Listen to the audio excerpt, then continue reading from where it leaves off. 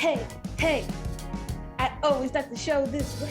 Hey, hey, hey, hey, episode 25, episode 26. Wait. Episode. Oh, shit. What episode are we on? Not the best way to start. Oh my God. I always forget what episode we're on. I'm not going to lie. I literally always. It's 25. We're on 25. I thought yes. I don't know why. Welcome to episode 25. Like I said, Christine. Welcome back, guys. Episode 25. I'm excited. I really loved, I listened back to the last episode and I really, really loved it. I really loved it. I think we had really good topics. I loved talking about like all the Derek Jordan stuff and watching it evolve because it gave me such a backstory that I didn't have.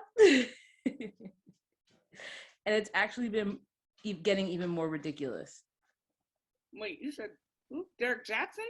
Is that what I said? Derek Jackson. You said Derek Jordan. I was like, oh, what? My bad. The Derek Jackson stuff. He's still like on social media beefing with other Black men. You know what it is? Because for so long, he was the man that other Black men didn't like because it's like he was showing off all their tricks. Come to find out, he knew all their tricks because he was using all of them. Yep. That's what I was thinking. Don't cheat, please. First of all. How have you been, Christine? Girl, I've been all right. Let me tell you what happened to me today. Side note, I always tell Christine, like if you know her, I always tell her that she should just set her phone up on a stand while she drives and just video record herself. Just record it because the things that happen, her reactions to it, yep.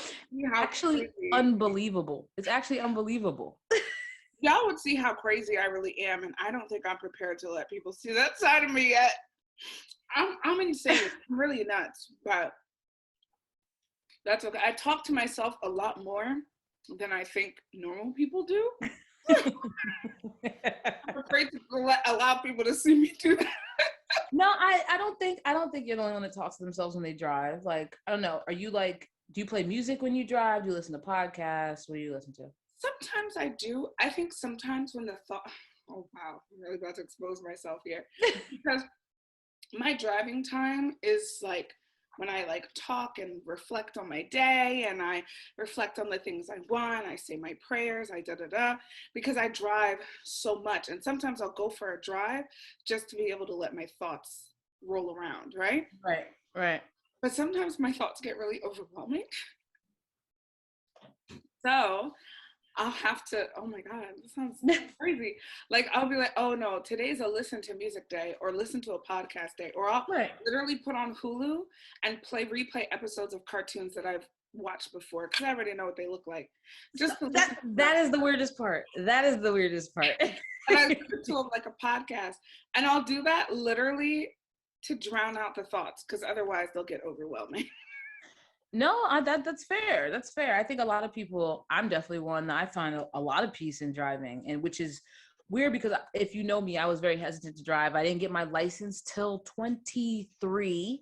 Didn't start driving. I had my first car at 23 as well. But then like I got into an accident like 2 months, 3 months into driving. 3 months later, yeah. Yes, not my fault for the record. Fuck Honda Fits.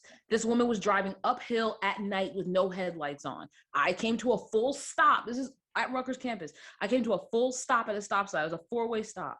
She was coming up the hill. Mm-hmm. I go because I don't see any cars and I get my whole front end taken off. Mm-hmm. God is good. No one was injured, but fuck Honda Fits.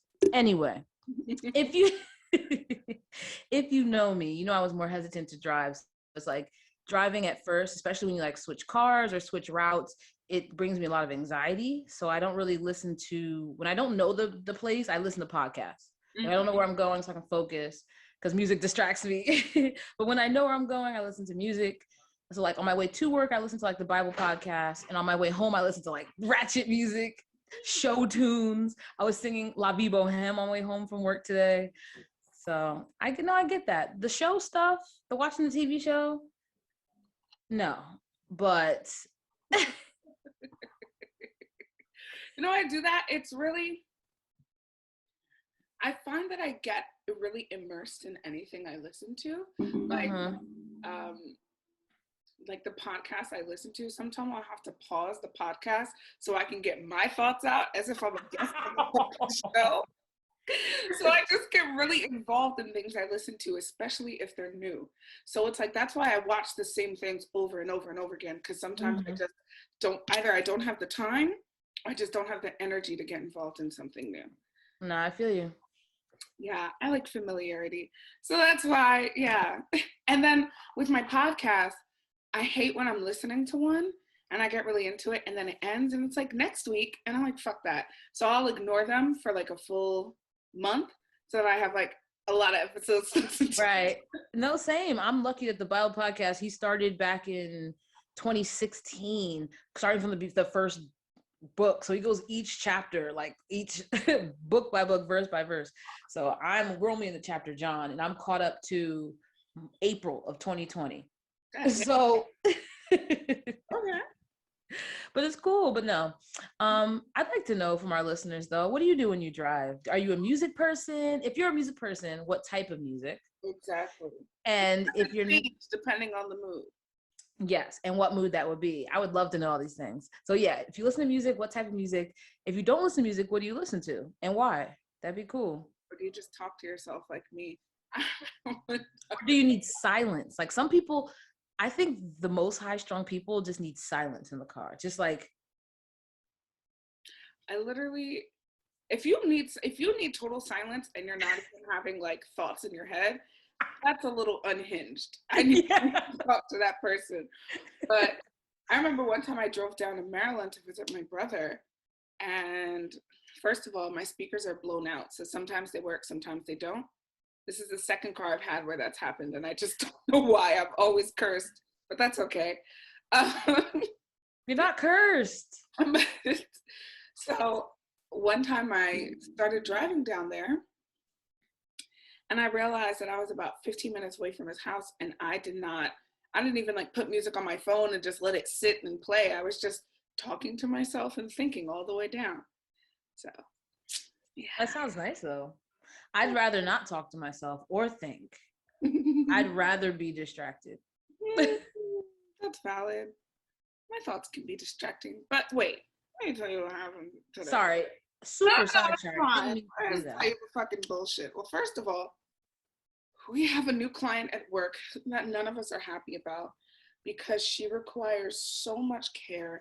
She's in a hospital bed. We have to use a Hoyer lift to move her around. She's getting bathed in the bed. She's getting changed in the bed. She's getting dressed in the bed. Wow. We're doing the work of a CNA or a home health aide, but we're not trained for it. That's why they have certifications, which means we're not getting paid for it. So they're expecting all this extra work, and I don't understand why she couldn't have just been moved to a nursing home. Right. So why are there like money for her? Yes, but are there like parameters? I know I don't want you to go into too many specifics about where you work, but are there like limits to the type of client that they would take on? They're supposed to be. Based on the house they work at and how much help they need, right? So a lot of organizations that have a lot more clients that are more medically inclined will have nurses at the group home. So the nurses will do a lot of the work, right? Like the medication giving, the bed bathing, the da-da-da-da-da. And they're getting paid for that work too. Exactly. And then staff will be in charge of, feeding the clients, keeping the house clean, and for the clients that are less medically inclined, taking care of them, right? Because that's what they're paid to do. Yeah. That's what's in their contract. Exactly.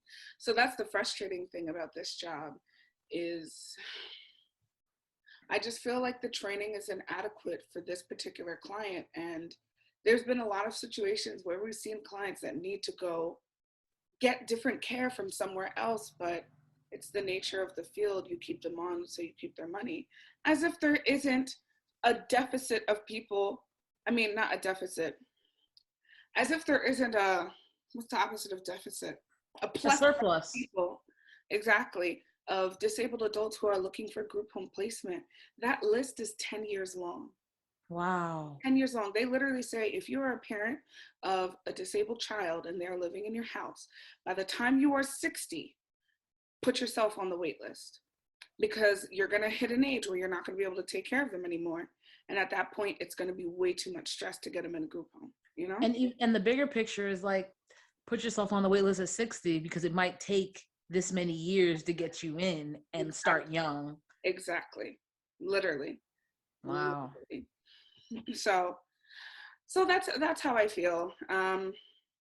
Yeah, so I'm just not happy with it. And there's nothing wrong with the client. It's just we're doing a lot of extra work that we're not getting paid for. Mm-hmm. Do you feel like it's easy to advocate for your worth? No, Why? you get shut down. I know for a fact in this field, they'll find a way to edge you out. Mm. They'll find a way to get rid of you. Now, legally, they're not allowed to, but if you can't prove what they're doing, then you can't take them to court. Wow. Oh yeah, I know a lot of people who have had a lot of things to say about my company and other companies throughout the state. People are afraid to report companies and the things that they do that they know are illegal, abuse, neglect, exploitation. It's this idea of, it's okay. You should report abuse. Don't be afraid of getting, there's a word for it. Retaliation. Retaliation. Don't be afraid of retaliation. And then there's another specific word I can't think of. But it's like sometimes the retaliation is from the company. Right. And they now suddenly you have less hours, like things are getting declined, like the culture changes. And if we had a real HR, like, then that wouldn't happen. But because HR is so messy in a lot of places, they don't advocate. HR is for the company. HR is not for the Yes, it's not. It never has been. It never will be. Exactly. It is literally like damage control and risk analysis and risk adversation Yes. by the business. Yes. I hope everyone out here knows this. As people that have worked in corporate America, I can agree. Not trust your HR. If there is a legitimate problem at work, you are better off speaking to a lawyer than you are speaking to HR. A legitimate problem that you need solved. Or unionize. Or unionize. Or unionize. And that's the last thing a business wants. That's why they always want to scare you out of it. They're going to scare you with, because nobody can fire you for wanting to unionize. They can try and scare you out of it. They can tell you it's not good for the company. Amazon just succeeded in busting a unionizing of one of their plants. They were about to unionize because they were peeing in bottles, hours, pay, whatever. But they lost because 71% of the employees voted to not unionize. 71%. And that was because Amazon pushed the fact that, one, you have to pay to be in a union. With, yes, you do have to pay. You have to pay for their legal services for them to represent you. But people didn't like that because Amazon already pays them so little. So you're going to tell me I have to pay for a union to do what? Like, one, they did that. Two, they talked up the fact that the union's not going to get anything accomplished, and that they're literally just going to take your money, and they busted the whole union. 71% of their employees voted not to unionize and make their workplace a better place and have advocates against a big business. And you know what happened to Amazon's stock once that news was released? What? It skyrocketed. Of course it did. It went to the moon. Companies do not care about you. These businesses do not care about you. HR does not care about you. If you find yourself in a position where you can't work for yourself, or you can't work for people that you trust, and you're working a regular job, like all of us have to, you do what you got to do and you go the hell home. Take your vacation. Take your sick time. Take your vacation and take your sick time. And if you leave a job with sick time or vacation, they owe you bread. They owe you money. If you leave a job, I don't know about sick time for every job. Vacation for sure, though. For sure. Vacation, they absolutely owe you money. Sick time, depending on the job and depending how long you've been there, they might owe you a percentage of that money as well. So don't let these jobs do not care about you.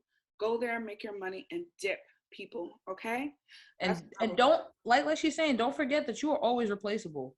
These jobs, they will make it seem like, oh, we need you, or oh, you do so much for us. We'll never survive without you. We need you to work extra hours, XYZ. Trust and believe. My job has made it very clear. My job is They never even were faking the funk. They were just like, no. you have a problem with what's going on at work, clock out and go home. That's what one bitch said. When she Clock out and go home. Mind you, she was here for less than a month when she gave us that. She was our new manager. They demoted her within 3 months. I know some of my coworkers listen to this podcast. Y'all know who I'm talking about. I don't give a fuck if you go back and talk to her because I don't like that bitch anyway. She don't like me neither. Clock out and go home. Clock out and go home. If there's a problem, you can clock out and go home. And I'm like, not you coming in here after less than a month of trying to fuck with people's money. Like, I'm not allowed to open my mouth if I don't agree with something that's going on. Right. I've wanted to report about this company, but I know, my titty, but I know for a fact that if I would, that I would be called out.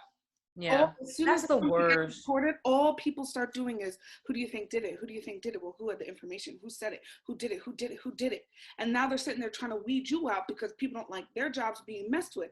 And you look at them like, look, if the state were to come here because of the nature of our job, if the state were to come here and see the shit that's going on, we're getting fired. The company isn't getting shut down. And guess what? If it does, we're fucked. So no matter what, we're the ones who get in trouble.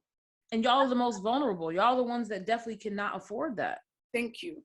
I be telling them all the time, I'm like, document everything. If you can't do something, let somebody know. If something isn't happening, we have to say something and we have to be doing it together. But everybody wants to keep it secret because they're so afraid of change or so afraid of getting in trouble. I don't know what the fuck the problem is, but I'm like, listen, I don't want to be here when shit fucking really falls through the fruit. Shit really. I don't want to be here when that happens. Because right now there's a lot of shit going on, and and I know for a fact if I were to open my mouth, they'd throw me to the streets. Because no one would support you. Every single one of my coworkers, except for one. There's only one person I trusted that job. The rest of them would throw me to the fucking streets. So. It's best to know that. Moral of the story, y'all, don't trust your jobs. Make your money, take your vacation, live the best life you can. And if I'm lucky enough, I won't be living in this country in the next decade. So we'll see. But then, it's okay. I'm driving home, right? And I'm on the phone, sending a voice note to a group chat with my friends because I can't text because I'm driving. Right. So I'm sending a voice note and I see a cop and I'm like, God damn it. Because you were going fucking 90 miles per hour. No, I was going regular. He saw me because the phone was up here. Oh, the phone. I was like, oh, there's no way. So he pulled me over. I was like, okay. And bitch, guess what? I got new plates. I never put them on because I'm being lazy. So you had no plates on your car? I have the old plates on my car. Oh, so they're expired. So they're technically so they don't exist. You run the plates, they don't come back. So it's like a fake plates. Oh, he thought you were riding dirty. Girl, I ride around with the plates and with the registration and with the old registration to the old plates. So I'm like, y'all can't tell me that this shit ain't mine, okay? I'm like, it might not be where it needs to be, but it's, and bitch, my car hasn't been inspected. It has expired inspection since October. Of 2020? Yes. Girl, mine was in December of 2020. And I just got it done. Like, when I switched cars, whoo. I'm like, oh shit. So it was a white man, of course. I was in Howell. And he was a little rough and gruff. And I explained to him, I had said, here's everything. He's like, okay, I'm gonna see what I can do for you. I was like, okay. And I was so irritated, but he came back and was like, all right, man. He's like, you know these plates, I could technically take them. Take them. Take them off the car, sir. Take them off the car and put the new ones on. And put the new ones on. I'm right here. Let me screwdriver before you run away. That's all I'm saying. Please, officer. He was like, but I appreciate you. I appreciate you, pulling over in a safe area. And I'm like, what do you think we are, fucking monsters? No, I'm sure all with this new may he rest. with this whole Devonte, I don't want to say his name correctly. With the whole, I'm sure with the whole Dante West thing that's going, I said West. Right. Dante Wright situation that's going on. All the cops are on edge and they're just like trying to do things, trying to be nice, trying to like express appreciation. And it's like, my big thing is, if you don't give me a problem, I'm not going to give you a problem. If I pulled over to the side of the road, you know what I mean? Now, if you start having to chase me, if I'm immediately hostile, but I'm just, I'm just talking, we're just shooting the shit. You become hostile, I'm going to become hostile. Right. That's what it comes down to. And 9 times out of 10, cops approach the situation hostile. You approach the situation with your hand on the gun. Why do you think that is? Why do you think they approach it hostile? There is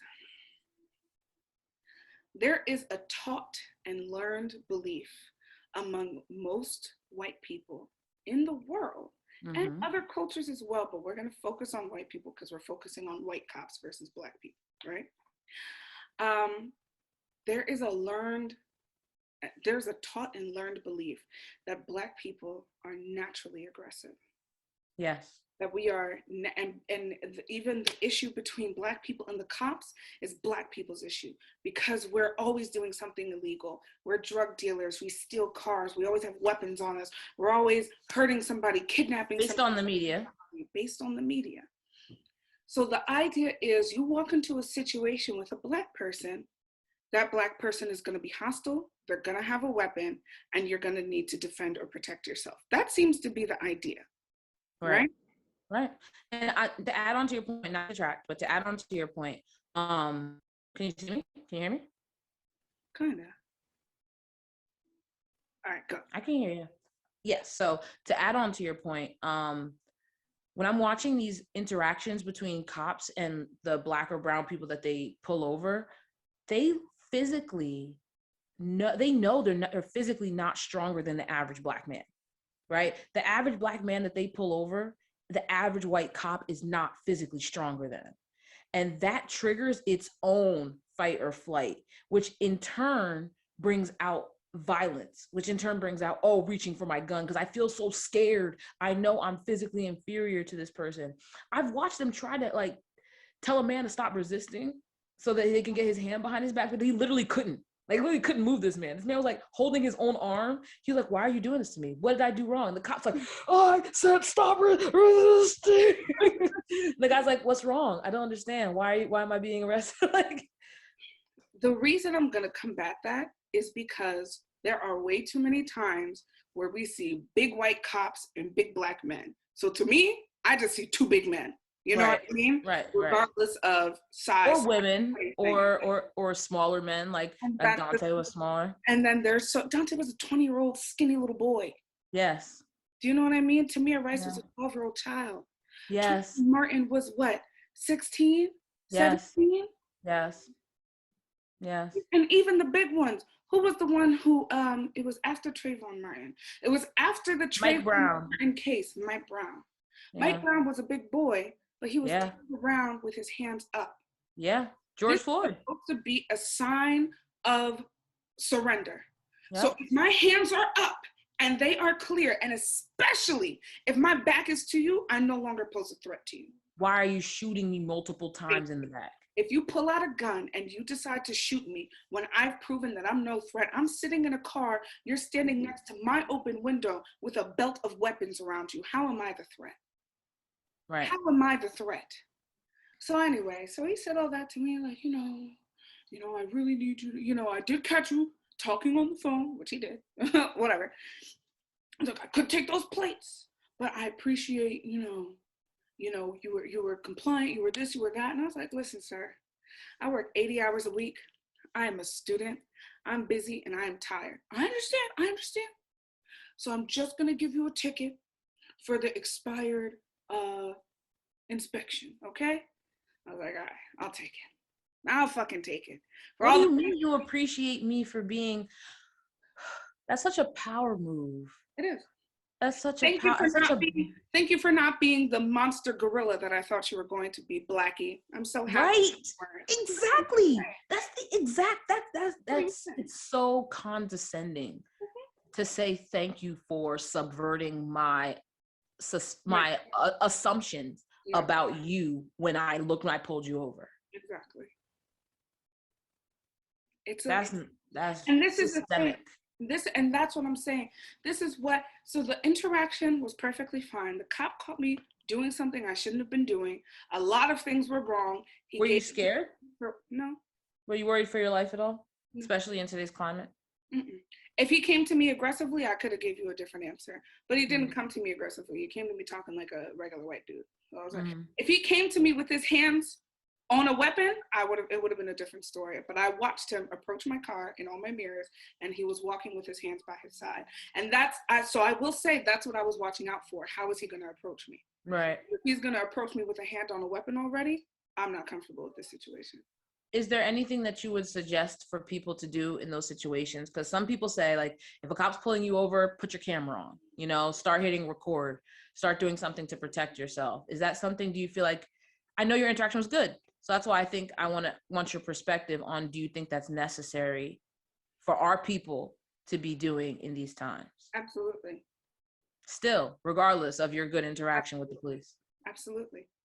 Because again, so when we look at the grand scheme of things, I got caught doing something illegal. He found other illegal things, but he decided to give me a ticket for only one thing, the thing with no points on it, and he sends me away.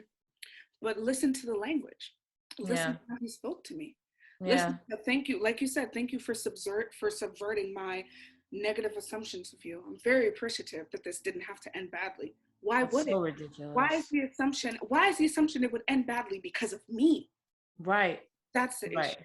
So absolutely. And I did think, should I turn on my camera? And I was going to, depending on how he came back to my car. Because he came back to my car with a smile on his face and not trying to talk where, they always talk rough the first time they talk to you. Yeah. If he came back to me without that smile on his face talking rough, I would have recorded it just in case. Yeah. You guys need to protect yourselves. Turn on that camera and record if you feel like things are going to go wrong. That's it. Because what we're being shown is 9 times out of 10, that's still not good enough in a court of law. So what you need to do is have the people on your side.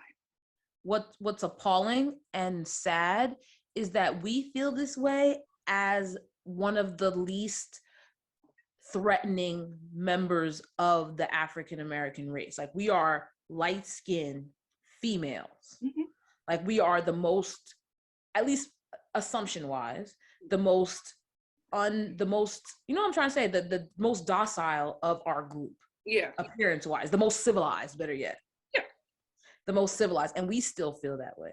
Like, imagine if we were of a darker complexion, if we were men, if we were dark-skinned men, bigger women, exactly, stronger looking women. I'm a big woman. That's one thing I will say, as a plus size woman, I get approached by people much differently than I see skinny light-skinned women getting approached. 100%. In a more masculine way. In a more masculine way. When I cut my hair, do you know how many people call me man and sir? With these two things sitting on my chest, the way my body is shaped, they're blind. How high pitched my voice is, just because of the short hair and how big I am, I was called man and sir several times when I have short hair. That's ridiculous. I don't give a shit. I just think it's funny how people's idea of gender really is really embedded in these things that don't matter. Hair. Yeah.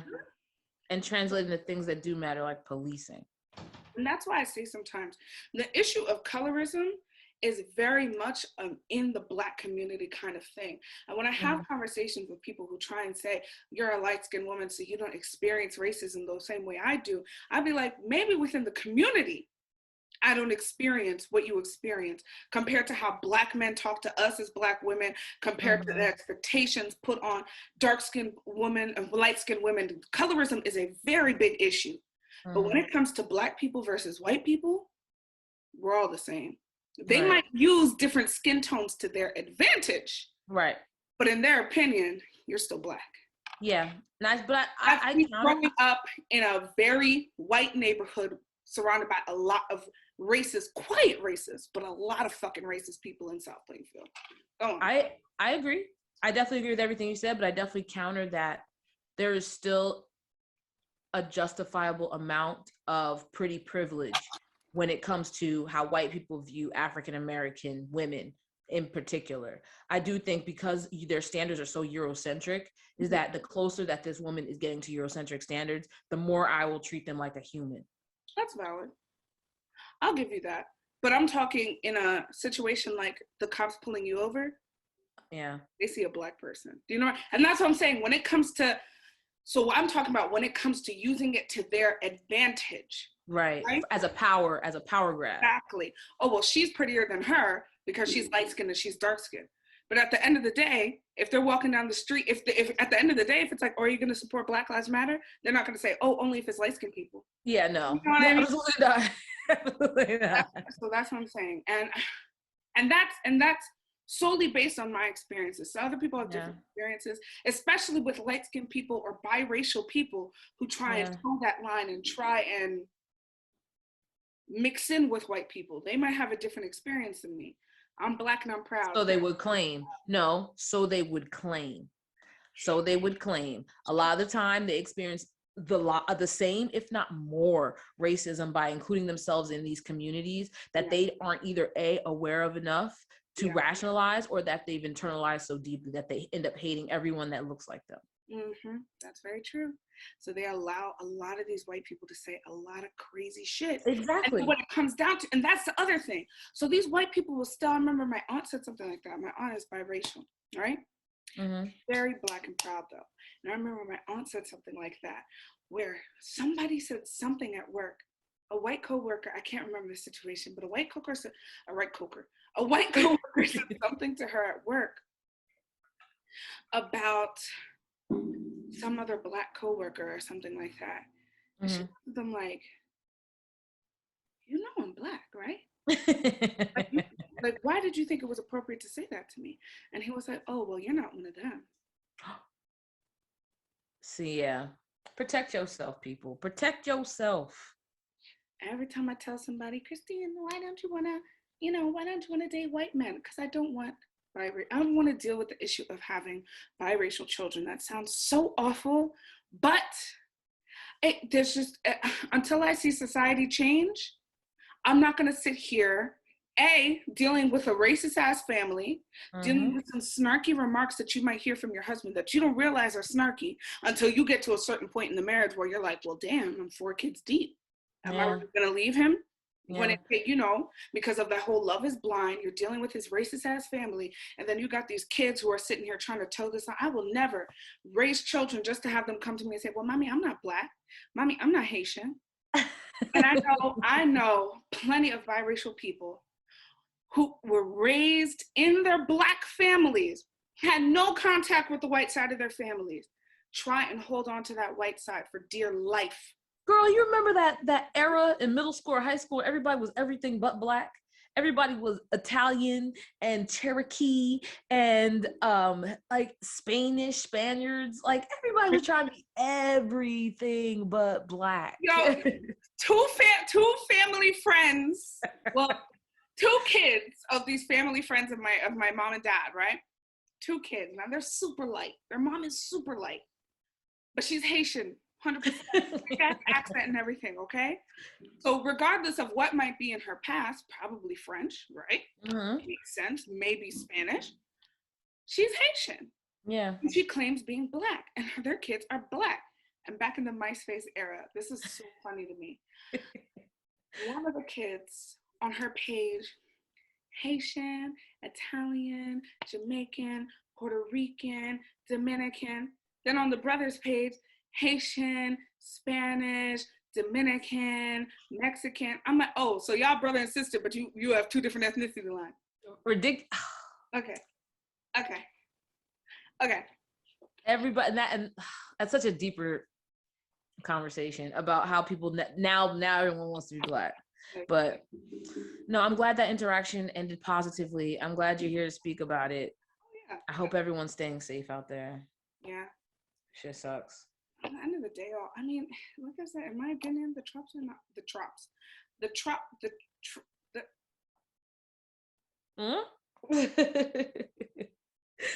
The cops The trops. are not to be trusted. What? The trops are not to be custed. Exactly. Trops are not to be custed. And that's I not, think that's going to be the name of the episode.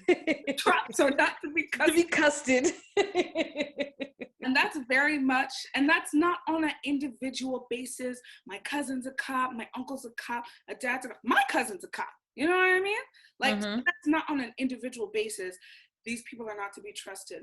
The policing system in America as a whole are not to be trusted, because even if your experience is good, the next person's experience probably isn't. Too many of the next people. Too many of the next people's experience. And even if there is one good cop, their actions and their words are being muted, or if anything, they're getting kicked out of the police or of the system because they don't go along with what everybody else does. That's my thing. I want to see more cops calling this wrong. I want more cops to be like, hey, it doesn't make sense to me how someone with 25 years experience confuses the taser that's on her non-dominant side with the gun that was on her dominant side.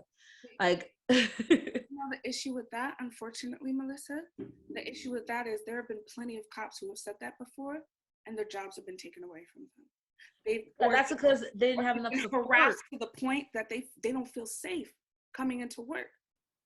That's why there needs to be more of them, because if more of them made it a safe space like HR, for a place that they can actually talk about the things that aren't going well and hold themselves accountable, people would hate the police a lot less. Like, people are saying defund the police. I don't think defunding is going to help anything. I want there to be police. I want the criminals to fear the police, but I want reform of the police. I want a complete overhaul of training. I want the money to be put into de-escalation, the money to be put into changing the culture, the training, the fight or flight response. That's where I want the funds put, not into getting a fucking tank that can plow through 1,000 people after they turn off their cell phones. Like, the issue, well, I think the police need to be disbanded, and we've had this conversation. Oh, yes, but reformed. Like, there needs to be a law and order. That's what I'm saying. And that's the thing. But it's like a cop.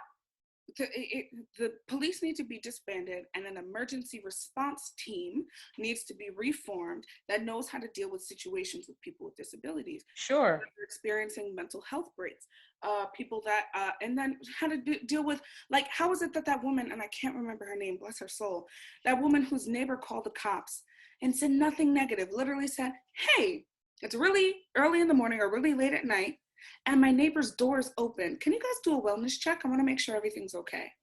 The cop shot that woman through the fucking window. Yeah. You're there to do a wellness check, and you didn't even knock on the goddamn door before you went to fucking check on her. Correct. That's the problem. The cops, and the issue is, the cops right now are lauded as this idea of a representation of law and order, so that you must uphold respect to them. If I go, how many times have you seen somebody go into the bar or go into some sort of job and yell at the people that work there? We don't ever say, well, you have to respect those people. Whether you see it online, whether you see it in person, yelling at a waitress, yelling at a bartender, yelling at a McDonald's employee, yelling at the people at Walmart, yelling at the people at Target. But the cops are the ones that I have to bow down and respect to? No, I think respect is vice versa. You guys are supposed to be a representation of the law. You are not the law itself. I do not bow down to you. And that's why, as a representation of the law, you need to be held to a higher standard than the citizens on the street. Facts. 1,000%. 1,000%. 1,000%. You need to be held to a higher standard. A higher standard, because you are trained and you are being paid with tax dollars. Like 100%. When I say I want a police presence, I want to be able to have someone to call. Hey, someone's breaking into my house, and they don't shoot me. You know, I want to be able to call somebody if I need help. Hey, I just got in a car accident, or hey, there's an axe murderer running through the office. Yeah. Please come defuse this bomb. Like, I want to be able to have that still present. Absolutely. But what you're saying with the response team, I 100% agree. And that's what I'm saying. I feel like we're saying the same things. If the money went into creating a team or training so that they can handle these situations with mental health, with all these other situations, they can handle it better than shooting and killing people. I think the issue specifically with defund the police is that, look at a city like Newark. I believe, how much does a police officer get paid in Newark? a decent amount of money, I believe. I hope so. I hope so. Look at all the other public institutions in Newark that are getting no money. Mm-hmm. Rather put the money into the law and crime enforcement. I mean, not crime enforcement, law Law enforcement. enforcement, yeah. You know what I mean? And what you're saying is, remember we learned about like the broken windows theory, right? If the area around you looks crazy, you're not going to respect or care about it. You don't give a fuck because it's none but abandoned buildings. Like you're not going to care about killing somebody or people or hurting yourself, hurting your family, because look at the area around you. Exactly. And that's what's sad. That's what's Yeah. Yeah. No, I pray his family finds some peace. That's all. I pray we get justice, which, I think the timing of this is auspicious because of the Derek Chauvin trial happening in the police district right next door to this happening. I think that if some crazy way, not crazy, in the very American way, that he's found not guilty, there will be riots once again. Oh yeah. Once again. People are primed. Because at the end of the day, paying with a fake check, which I think was later found out to be not true, or fake money, whatever it was, fake check should not end up in somebody being suffocated by 4 grown men and dying. If that's your response to a man who, and wasn't it that he wasn't even aggressive when they came at him? No. If you come to me and you tell me I'm under arrest, and I ask you, what am I under arrest for? And you can't tell me why wouldn't I? Resisting arrest should be taken off the books. That should not be a real thing. Right. That's If not. you can't tell me why I'm being arrested, there's no reason why you should put your fucking hands on me. Yeah, I agree. And I'm allowed to question that. And by making it seem like I'm not allowed to question that, and then by taking those people to court and saying that they are legally allowed to tell you that you are not allowed to question what's happening to you as a free fucking American citizen, then something is broken in the system. And if you can't realize that, then you are shitting on the same Constitution that you shove in every single fucking person of color's faces. The system is so broke. I read this today. Again, source to be proven or not proven, but I'll believe it until I see otherwise. So that Dante Wright was arrested because he had a warrant, right? That triggered most of the situation that was going on. This warrant was for not showing up for a Zoom hearing. He did not get notice about the Zoom hearing because it was mailed to the wrong address. So now this young boy who didn't know he got out for his arrest. So now this young man is dead based on the paperwork that y'all fucked up. So y'all fucked up the paperwork and you killed a man because of it. Yeah. Yeah. And then you look at us and say that we're not allowed to be upset. Right. You tell us to just follow instructions. If he listened, he'd be alive. Yeah, if he knew, he probably would have listened. And listen, Melissa, I'll say this. I said it before and I'll say it again. The system is not broken. It is working for exactly who it needs to be working for. The issue is they didn't realize how smart the rest of us could get. I think they have yet to realize how mad all of us can get. I'm really curious, what's going to be the powder keg to actually anger enough people that they listen? Because we rioted all summer. We burned down every major city, had a riot last summer. Every major city all over the world had a protest or a riot. And nothing happened. The issue is, and I'll just straight up say this. In my opinion, this is not based on anyone else's theory before anyone comes for me. If there is a race war. I pray there's not. Oh. Or if there's some sort of civil war or some sort of big old uprising in America, it's not going to start with Black people. Because the Black people that protest are protesting against the police. The police are not going to start a war with them. And then the white people that attack Black people are attacking the nicest Black people, the Black people that accept them into their homes, the Black people that accept them into their communities, like that evil white boy that went into the church, killed all those people, and was given Burger King. Yeah. So asked if he was hungry. So he did that in hopes that it would incite some sort of race war. But why would church people turn around and start killing people? It's not the church people. He was hoping that we'd be so upset But that's that what, we would go burn the buildings down. why would we do that? That's what I'm We saying. did this summer though, but we did. But we did this summer. But that's the thing again. But that wasn't in relation to him. That was in relation to the police. Right, to the system as a whole. Correct. If there is some sort of race war between citizens and citizens, right, it's going to start with white people. Yeah. Black people, I've never in my life, and prove me if I'm wrong, prove me wrong. And maybe it's happened, but we're not going to pretend like it happens on a large scale. When is the last time you've seen a Black person go into a specifically white neighborhood just to murder white people? Just to, not kill indiscriminately, but just to.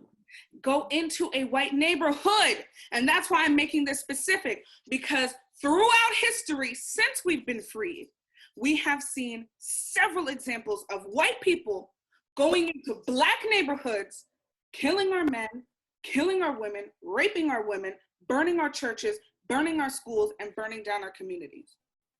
Central Park. If y'all don't know, Central Park used to be a thriving African-American community. Thriving.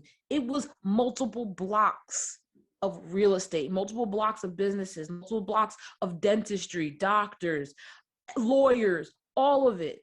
What happened? White people burned it down and turned it into a park because of the views of the Hudson. And what about Black Wall Street? That's the famous one. That's the one that you have no excuse to know about. And those are two very big examples. So we don't even know, because you want to tell me that the white cops in a white neighborhood really did the police work for a community that got attacked in down south Alabama, Arkansas, Georgia back in the day? Because in the Tulsa riots, they're going to say that only 3 or 4 people died. So that's what I have to say about that. And this is not me. And when we talk, I hope you guys understand that when we talk about these injustices, this has nothing to do with hating white people, creating division between the races, anything like that. When you hear us speak so passionately about these things, what we are saying to y'all is, for there to be true harmony among the people, we need to rise up against this corrupt government and the people who support it and the people who are supported by it, and say, we're not going to take it anymore. All of us. It takes more. Black people can't do we can't do anything by ourselves. We can't, not that we can't do anything, but we will not get as far by ourselves against y'all without more of y'all helping us. Because at the end of the day, girl, it's not a Black issue. Because it's not. People, white people who are poorer than us, less educated than us, can't find jobs or in the same exact situations as us, but because they are white, they have been told or given, this is for the truly racist ones.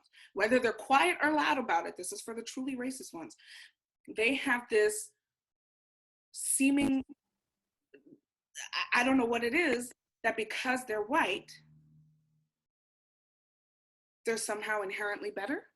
Yes, they make different rationalizations for the things that happen to them.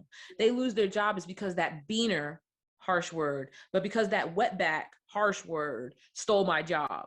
Like, or if I'm not getting enough on welfare, but there's so many Black single mothers on welfare that if there weren't so many of them, I'd be getting more welfare money. Like, girl, this is not. You can be on welfare for 10 plus years and still find a way to get mad at the Black woman who needed to claim welfare when she lost her job during COVID. Bitch, you've been on welfare since fucking before Obama became president. What the hell?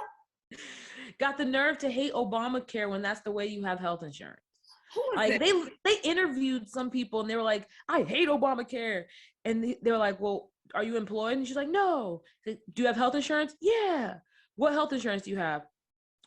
Like whatever Obamacare is actually called. It's called the American Health Care. He's like, American Health Care Act. That gave me insurance. She's like, that's Obamacare. You know I who would never get Obamacare. was it? It was that girl, Tammy Laryngitis or Tommy Loren or whatever her Oh. name was. She was interviewed on some sort of whatever. Ah! Just the loudest, ugliest racist talking about God knows what and who knows where, right? Talking about like, oh, Obama this, Obama that, Obamacare is the worst thing that could ever happen to this country and blah, blah, blah, blah, blah. And so they asked her about her health care. And she was like, well, actually, no. So thankfully, I'm still on my parents' health care and I won't get kicked off until I'm 27. And, And that's like, thanks to Obama. He extended the age. And she was like, and they're like, all right, we're going to take a quick break. If I can find that video, I'm going to look for that video. I'm going to look for that video. It's just, girl. So that's all we have to say. All right. Before we wrap it up, is there anything we want to say? First of all, rest in peace to DMX. Yes, I have the quote this week. So I have my my DMX clip that I'll be playing. That's like 4 weeks, guys, but it's okay. I'm gonna let her do it. I'm gonna let her do it. It's okay. I got quotes. I'm deep. Okay. All right. But no, yes, let me get it. Let me cue it up. But no, I think we went over so much this episode. We did. I feel like we got deep. We didn't even touch on our we didn't even touch on our topic that we were supposed to do, which is great. We'll save it for the next episode. It's a good one. It's a good one. It is a good one though. But no, I enjoyed it. I feel like it was cool. So May, I don't know about you. I can't say I know enough about DMX to call myself a fan. I'm a fan of his music. I'm a fan of his number ones. I'm a fan of the radio music. I know who DMX is, but I was never like a super fan. I didn't listen to his albums. The way his album art, very disturbing, him covered in blood, not something my mom would have picked up for me. Okay. But I've been starting to see the legacy that he's left, and it makes me sadder that I didn't know him, especially after his stint in rehab. I think when he found God, he came out, he's like all that other stuff. Like, I feel like I wish I would have known about that. Like, I didn't even watch the verses that he had with Snoop in the summer. I think I only watched one verses ever, so understandable. Yeah, no, I think I had the same relationship with him. You know, I grew up listening to, my brother was always in charge of the radio, so I grew up listening to his music, and, you know, with social media, keeping up with the things that he did on social media, and, you know, hearing stories about him throughout the years, like, he's a funny guy, he's such a nice guy. The things I don't think there's one negative story about Snoop Dogg when it comes to him meeting a fan or meeting somebody else. You know what I mean? Yeah. And it's wonderful when somebody has a legacy like that, with all of the negative that was in his life, obviously, that ultimately led to his death. Yeah. It's so nice that he was able to touch so many people positively, whether through his music, through personal experiences, relationships, you know. So I think that's wonderful. Yeah. Yeah. I think it's kind of weird that he died on the same day as Prince Philip. Like, they dapped each other. I mean, that's to say Prince Philip made it up upstairs. I was gonna say, Prince Philip might have been on that stripper pole. Nas X. But yeah. Here's my quote. I'm gonna go ahead and display it before we slander. All I was gonna say was my interpretations of heaven and hell based on my understanding of God are very different than other people. So I think it's very possible that both Prince Philip and DMX made it to heaven. I agree. I also don't know Prince Philip personally. So if he's a piece of shit, I don't think he did. But if you're just a person who's following laws and doing what you're supposed to do, you're not an evil person. I think you're going to make it to some sort of paradise. Right. Personal mom. You know. Might not be the same paradise that I'm residing in. but same, different beach, same sand, you know? All right. Here we go. Let me get this going. Here we go. So I'm going to give it to Jesus because it ain't my fight. I want to make it to the light. Please make it all right. And ain't nobody but you taking my life. Because I know not many do make it through the fight. But there's still a many who walk with your grace. Cause I know of plenty who walk with your face. In their minds and their hearts, with the word on their lips, but still stray from the herd. I'm sure you've heard how it gets, cause the word is a gift that'll break any yoke, stronghold, or bond down to a third of its strength. When you're free in the name of Jesus, you're free indeed. All you need is faith the size of a mustard seed. All things are possible through Christ who strengthens me. It's my destiny to be the best I can be, to give you the best of me. I loved it, and I'll put a little clip of this video too, so you can see it with the words on it. Yeah. But this guy had gifts, and I know he's up there having a good old time. Yeah. So, but thank you. That makes episode 25. Yeah. 25. Thank you for listening. You can find us. Let me try. All right, I'll give it to you. You can connect with us at Both Girls Pod on Twitter. You could do bothgirlspodcast@gmail.com and at Best of Both Girls on, okay, I'm like 2 for 3. At Both Girls Podcast on Instagram. Just scroll back to the intro. All the information there. I don't know why we keep saying it here. She makes me. That's why I said. Bye, guys. Thank you. Bye. Booyaka, booyaka.